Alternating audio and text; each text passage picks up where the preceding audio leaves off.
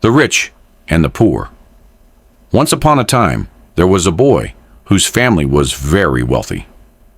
One day, the boy's father decided that his son should learn to appreciate how fortunate he was to grow up and live in such luxury. The two of them were going to take a trip to the country and stay at a poor farmer's house, so that the son could see how poor people lived after a long but comfortable journey. They arrived at the poor man's farm, where they spent several days and nights. They ate with the farmer, and his family slept in his barn and bathed in the nearby river. They spent their days wandering the fields and forests and helped with the occasional farm work.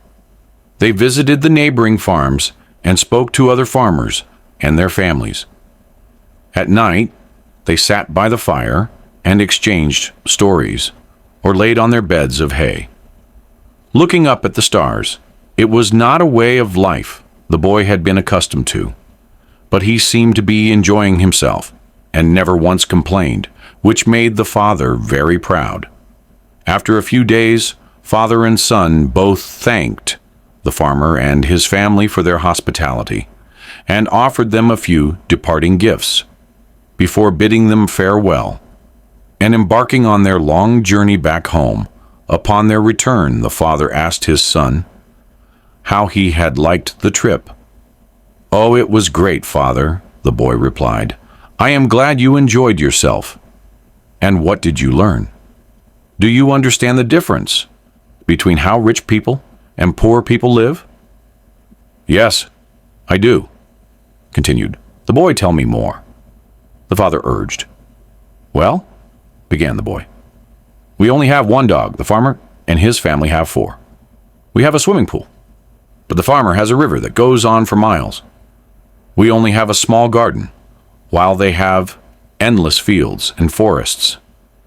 We have a balcony with nice lanterns on it, but they have a fireplace in the whole horizon, as well as the stars above their heads.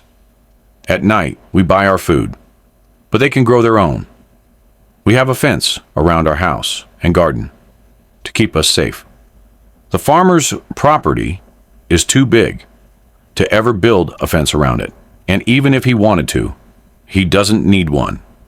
His friends and neighbors protect him." The father was stunned. That was not the answers he had been expecting, and for a moment he found himself lost for words. "Thank you, father," the boy finally added. "I never realized how rich some people are and how poor we are. You see, in your life, it is not about what you have in life, but how you live your life. What you do with the things you have. What counts are not the big properties or houses or cars, but the moments you live with others, their interactions you have with the world. So don't become the cold person who only reaches for material richness and loses touch with the humanity inside of him. Thank you so much for watching, and stay blessed.